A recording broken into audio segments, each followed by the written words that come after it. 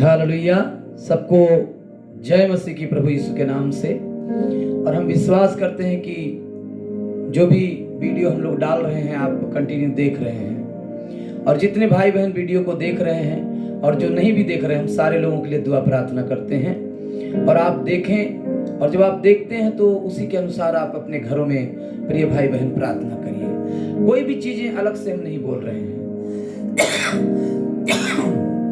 जब आप परमेश्वर की उपस्थिति में परमेश्वर के दास होने के नाते जो हम वीडियो डाल रहे हैं, जब आप देख रहे हैं तो देखने के साथ साथ क्या करें आप कि वचन में ढूंढें क्या ये वचन में लिखा है कि नहीं, और ढूंढने के बाद में आप उसी वचनों के अनुसार प्रार्थना करें। हालेलुया।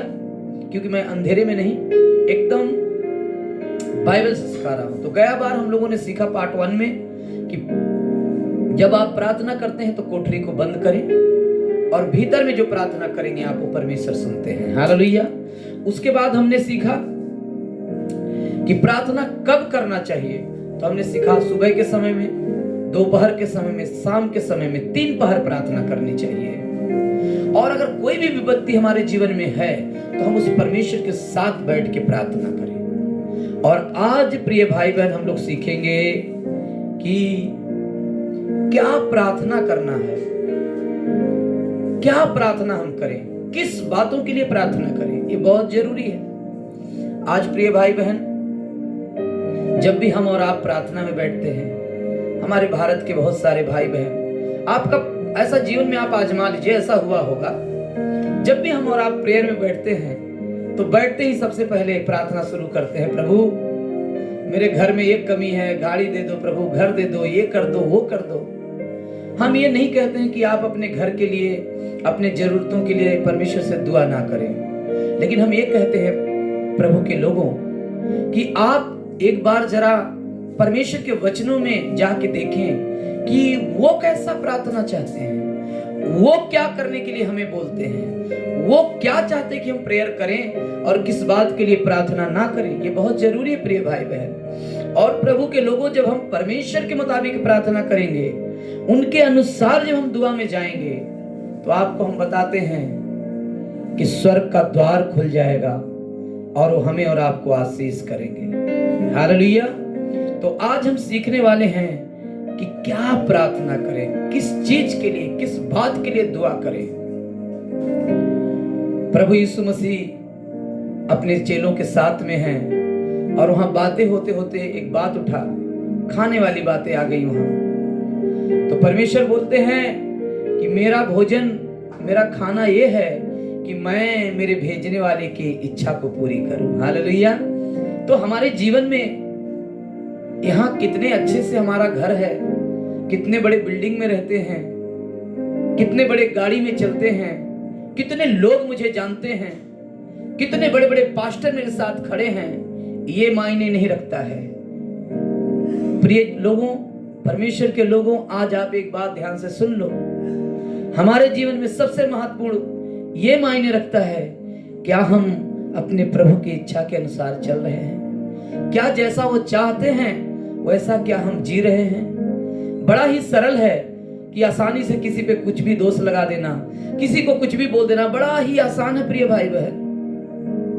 लेकिन क्या कभी आप अपने आप को देखें? क्या अपने आप को भी आपने कभी देखा है? क्या कभी अपने आप को आपने जांचा है? क्या कभी आपने अपने आप को परखा है कि हम कैसा हैं, हम प्रभु के साथ कैसे रिश्ते में हैं, हम परमेश्वर के साथ कैसा प्रेयर में हैं? क्या परमेश्वर जो चाह रहे हैं, क्या वही प्रार्थना हम कर रहे हैं? क्या परमेश्वर जो हमको बोल रहे हैं, क्या उसी तरीके से हम जीवन को जी रहे हैं? और अगर ऐसा नहीं है तो आप समझ लीजिए कि आने वाले समय में हम कितने बड़े तकलीफ में पड़ने वाले हैं। इसलिए प्रिय भाई बहन, आपसे निवेदन है कि आए हम एक दूसरे को ना देखें, बल्कि हम ये देखना शुरू करें कि मेरा खुदा, मेरा प्रभु, मेरा परमेश्वर मुझसे क्या चाहता है, उसकी क्या इच्छा है, वो क्या करना चाहता है। हम उसके अनुसार अपने जीवन में बातचीत करने वाले बने प्रभु की दया से। और जिस दिन आप और हम परमेश्वर की इच्छा के अनुसार सीखने लगेंगे, चलने लगेंगे, प्रार्थना करने लगेंगे, उस दिन हमारा लाइफ जो है टोटली बदल जाएगा। प्रभु के लोगों, प्रिय लोगों, आपको ये समझने की बात आज है कि हमें क्या करना है, क्या नहीं करना है। तो आज हम सीखें कि किस बात के लिए प्रार्थना करें। परमेश्वर के दास और प्रभु के लोगों ध्यान से सुने। 1 इतिहास 4:10 में एबेस ने इज़राइल के परमेश्वर को यह कहकर पुकारा कि भला होता कि तू सचमुच मुझे आशीष देता और मेरा देश बढ़ाता और तेरा हाथ मेरे साथ रहता और तू मुझे बुराई से ऐसा बचा रखता कि मैं उससे पीड़ित ना होता। और जो कुछ उसने मांगा वह परमेश्वर ने दिया। बोलो हालेलुया।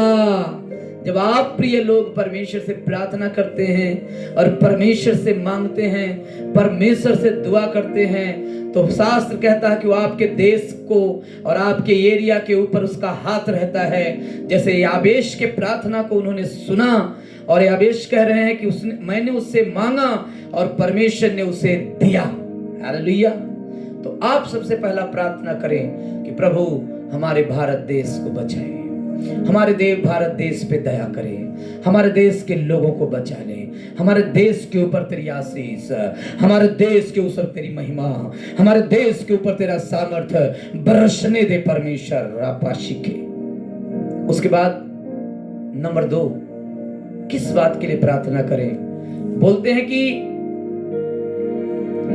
प्रार्थना करो इसलिए तुम आपस में एक दूसरे के सामने अपने अपने गुनाहों को मान लो और एक दूसरे के लिए प्रार्थना करो। हमें प्रिय भाई बहन हम एक दूसरे मसीह के लिए क्या करें? प्रार्थना करें। और हमें ये मानना है, हम ये ना देखें कि फलाने व्यक्ति ने क्या गलती किया, फलाने व्यक्ति ने क्या पाप किया, फलाने व्यक्ति का जीवन कैसा है, वो कौन से बुराई में है, कौन से पापों में है, वो मुझे देखने की जरूरत नहीं है। ये देखने का काम आप प्रभु पे छोड़ दें। आपको परमेश्वर ये का ऑर्डर दिया है कि एक दूसरे का भार उठाओ और एक दूसरे के लिए प्रार्थना करो। हालेलुया। हमें एक दूसरे के लिए प्रार्थना करना है। पता है, हमारा मकसद, हमारा दर्शन है कि हम पूरे भारत के पास्टर एक हो जाएं। हमारे भारत में कोई पास्टर गरीब ना रहे। ऐसा हम रात दिन प्रेयर में लगे हुए हैं। प्रिय भाई बहन, हम सब एक परिवार हैं, हम एक परिवार की तरह हैं। हम किसके विषय में गलत सोचें, हम किसकी बुराई करने जाएं? आपको पता है, मैं जब भी किसी के विषय में अगर मैं किसी के गलतियों को देखता हूं और मेरे मन में अगर शैतान एक बात को डाले कि अरे वो व्यक्ति गलत है, तो मालूम मैं क्या करता हूं? बड़ा आसान है उसको क्षमा कर देना। जब मेरे भवन में, मेरे कलेशियाओं में या किसी के प्रति मैं कोई गलती को देखता हूं तो सबसे पहले मैं ये सोचता हूं कि मैं कभी गलत था, मेरे खुदा ने मुझे बचाया। और जैसे ही मैं ये बात सोचता हूं तो मेरे मन में एक भाव मड़ के आता है कि पिता, मैं इस भाई को, इस बहन को माफ करता हूं। हालेलुया। तो जब भी आप किसी के प्रति कोई ऐसा गलती कर रहा है और आप समझ नहीं पा रहे मैं क्या करूं, तो आप क्या करें? ये सोचे कि हम जब गुनाह में थे तो प्रभु मुझे बचाया, तो आप उसे माफ कर पाएंगे। हालेलुया।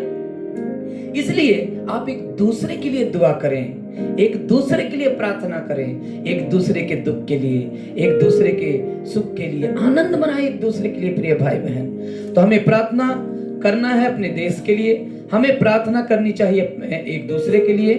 और हम प्रार्थना करें, बोलता है कि नंबर 3, निदान, हे भाइयों, हमारे लिए प्रार्थना किया करो कि प्रभु का वचन ऐसा शीघ्र फैले कि महिमा पाए जैसे तुम में हुआ है। बोलता है कि और हम लोग ये प्रार्थना करें कि प्रभु का जो वचन है वो पूरे संसार में, पूरे दुनिया में फैलने सके। हालेलुया। विशेष तौर से जिस एरिया में हम रहते हैं, जिस क्षेत्र में हम रहते हैं, जिस राज्य में हम रहते हैं, जिस देश में हम रहते हैं, हमारा कर्तव्य है कि हम मिलके उसके राज्य को बढ़ाएं और परमेश्वर के वचन को लोगों में पहुंचाएं। बोलो हालेलुया, आमीन। ये काम करना है। आज हम लोग एक दूसरे को दांत काटने में लगे हुए हैं। हमारा मेन काम क्या है? एक दूसरे की बुराई करना, एक दूसरे के पीछे पड़ना? नो, हमारा मेन कार्य है उसके राज्य को बढ़ाना, उसके राज्य में महिमा करनी, एक दूसरे को बचाना। बाइबल में बहुत क्लियर लिखा, अपने प्यार करने वाले से प्यार किया तो क्या बड़ी बात है, अपने दुश्मनों से प्यार करो, जो तुम्हें दर्द देते हैं उनसे प्यार करके दिखाओ। यही तो हमारा परमेश्वर है। इसलिए हम लोग प्रेयर करेंगे कि प्रभु तेरा वचन पूरे दुनिया में फैले। उसके बाद कहते हैं कि हम ये प्रार्थना करें कि प्रभु फसल तो पक गया है लेकिन मजदूर थोड़े हैं। प्रार्थना करें प्रभु मजदूर दीजिए, प्रभु कार्य करने वाले लोगों को भेजिए जो आपके सुसमाचार को लेके जाएंगे, आपके राज्य को बढ़ाएंगे। ऐसे लोगों को भेजिए परमेश्वर। आपका राज्य बढ़े प्रभु, आपका राज्य बढ़े प्रभु, आपका राज्य बढ़े प्रभु। ऐसा है, आपको जो है कि प्रार्थना करने की जरूरत है। हमारे पास धन है, दौलत है, गाड़ी है, बाड़ी है, कोई भी चीज है कि नहीं है वो मायने नहीं रखता है, लेकिन जब आप प्रभु के काम को करेंगे प्रिय भाई बहन, तो वो आपके जरूरतों को समय के अनुसार पूरा करेगा। हम ये नहीं कहते अपने बच्चों घर के लिए दुआ ना करें, लेकिन सबसे पहला कर्तव्य है कि हम प्रार्थना करें कि तेरा राज्य बढ़े। दुनिया में जो लोग अभी भी तुझे नहीं जानते हैं प्रभु, वो बचाए जाएं। इसके लिए आप क्या कर रहे हैं, ये बहुत महत्वपूर्ण है। क्या आप लोगों को प्रभु के विषय में बता रहे हैं? क्या आप सुसमाचार सुना रहे हैं? अगर नहीं सुसमाचार सुना रहे हैं और इसके लिए प्रेयर नहीं कर रहे हैं, तो अगर हम बाकी चीजों के लिए प्रेयर में है, घर द्वार, तो इसका ज्यादा विशेष फायदा होने वाला नहीं है। इसलिए प्रिय प्रभु के लोगों, आपसे मेरा हाथ जोड़ के निवेदन है कि आप अपने कलेशिया में किसने गलती किया, किसने पाप किया, किसने क्या किया, वो आप मत देखो, वो है देखने वाला ऊपर। आप परमेश्वर मत बनिए, आप प्रभु बनने का कोशिश मत करिए। प्रभु का काम प्रभु पे छोड़ दीजिए, और प्रभु ने जो काम आपको दिया है उस काम को आप करिए। और प्रभु ने हमें क्या काम दिया है कि जाओ सारे जाति के लोगों को चेले बनाओ।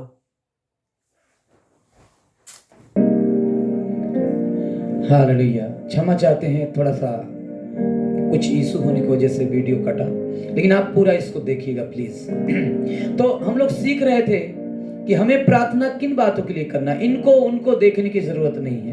परमेश्वर ने आपके लिए जो रखा है उन बातों के लिए आपको दुआ करनी है।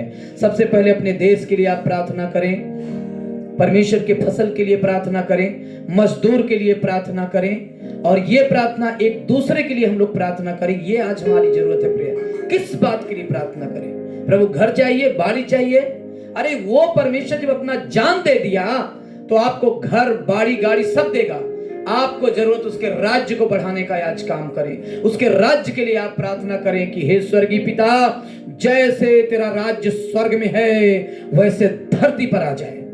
जब हमने पूछा कि प्रभु तेरा राज्य धरती पे कैसे आ जाए, बोला कि जिस प्रकार से स्वर्ग में लोग मेरी महिमा तारीफ करते हैं, तेरे एरिया के लोग, तेरे देश के लोग वैसे ही मेरी महिमा करनी चाहिए। हालेलुया। इसलिए आप प्रार्थना करो कि प्रभु तेरा राज्य धरती पे आए। मजदूर के लिए प्रार्थना करें, अपने भारत देश के लिए प्रार्थना करें, एक दूसरे के लिए प्रार्थना करें। एक दूसरे की कमी को ना देखें, बल्कि आप प्रार्थना करें। आज लोग एक दूसरे की कमियों को देखने में लगा हुआ है। मैं प्रिय भाई बहन एक गहरी बातों को बताना चाहता हूँ। एक बार सिमसोन अपने माता पिता के साथ में जब रास्ते से निकल रहे थे, जा रहे थे, हम लोग सीख रहे हैं सारी बातों को और इस बात को बताते हैं आपको।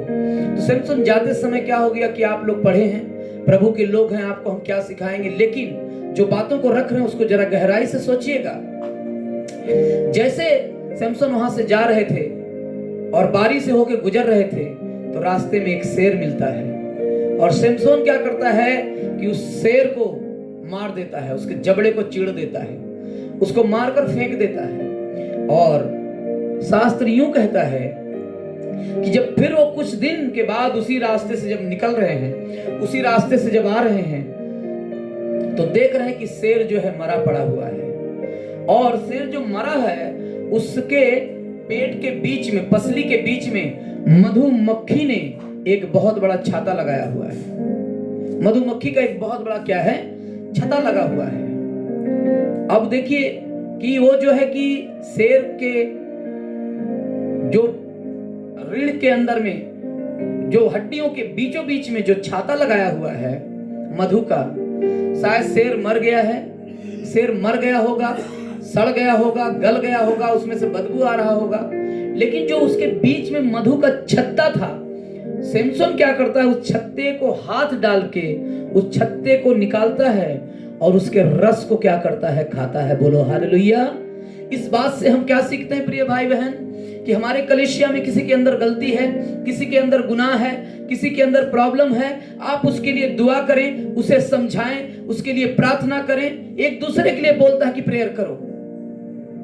तो जिस प्रकार से सैमसन ने मधु निकाला, वैसे आप अपने भवन के लोगों में किसी के बुराइयों को ना देखें, उसके अंदर कहीं ना कहीं मधु भी है। हालेलुया। उस मधु को ढूंढिए, हर विश्वासियों में, हर सेवकों में जो मधु है उसको ढूंढिए।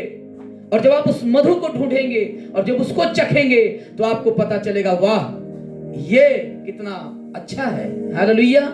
इसलिए प्रिय भाई बहन, एक दूसरे के लिए प्रार्थना करो, एक दूसरे के लिए दुआ करो, एक दूसरे के लिए बोझ से दुआ प्रार्थना में लग जाओ।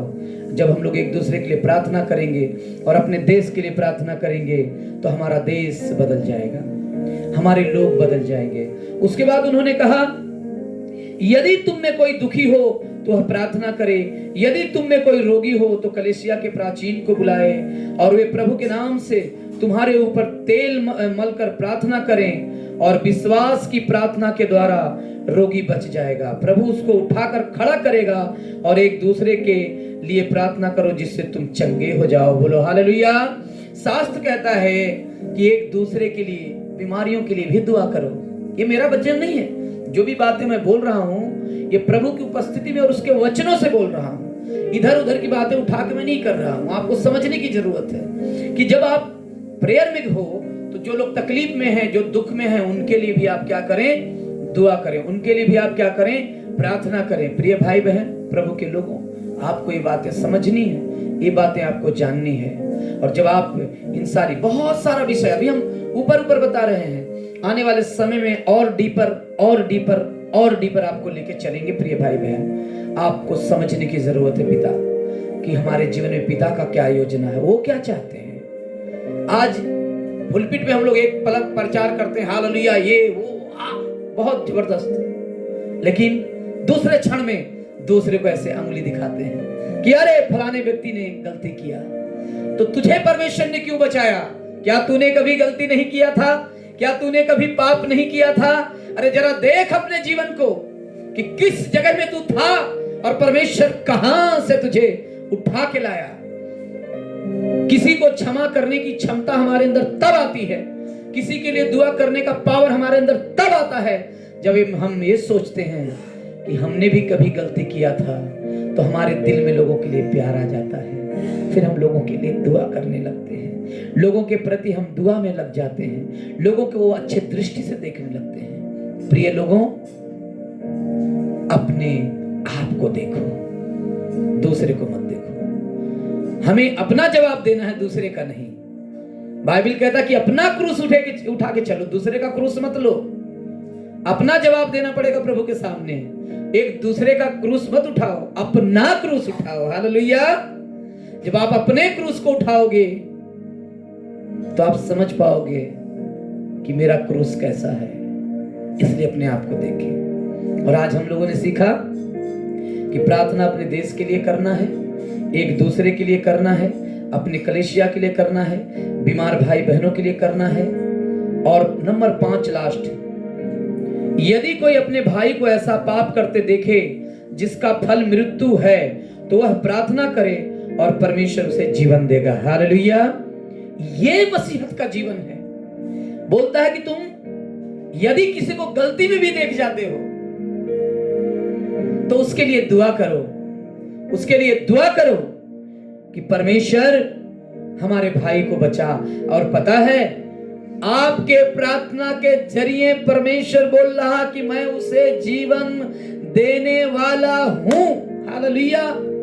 कहां हैं आप? आप लोगों को बुराई कर रहे हैं, आप लोगों को ठेस पहुंचा रहे हैं, आप लोगों को तकलीफ दे रहे हैं। क्या आप जो तकलीफों में, जो गलतियों में, उनके लिए दुआ करते हैं?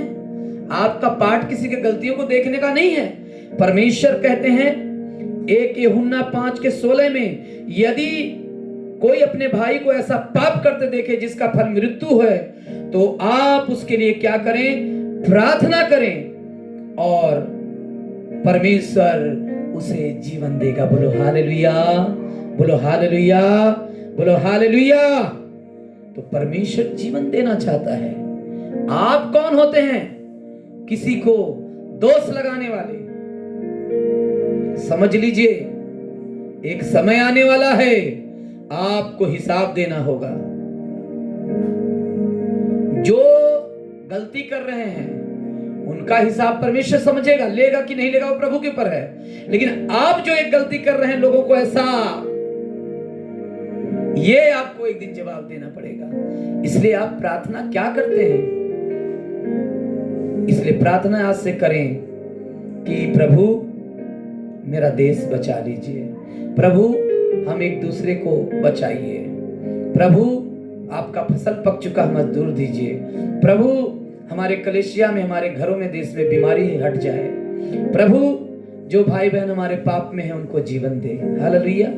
ये प्रेयर करनी है। आज कहां आप हैं और क्या प्रार्थना कर रहे हैं? तो प्रभु आप लोगों को इस वचनों से आशीष करे। प्यारे परमेश्वर, हम सच्चे हृदय से ब्लेस करते हैं और फिर आने वाले समय में कल हम लोग जब वीडियो को देखेंगे तो विश्वास करते हैं कि और भी बेहतर होगा और हमारे भाई बहन देख के आशीषित हो रहे हैं। प्रभु जी तेरी महिमा हो। हम यहाँ प्रभु जी किसी पास्टर को, किसी के लोगों पे दोष लगाने के लिए नहीं बैठे, वो तेरा कार्य है प्रभु। मेरा काम है लोगों को क्षमा करना, लोगों को सही दिशा दिखाना, लोगों के लिए दुआ करना, अपने देश के लिए प्रार्थना करना। इसलिए हम दुआ प्रार्थना करते हैं। धन्यवाद प्रभु आज के इस समय के लिए। प्रभु तेरे वचन जब भी ये कोई सुने उसका जीवन बदल जाए यीशु के नाम में, उसका जीवन बदल जाए यीशु के नाम से, उसका जीवन बदल जाए यीशु के नाम से। तेरा वचन उसको स्पर्श करे, तेरा वचन उसको स्पर्श करे प्रभु यीशु प्रभु के नाम से।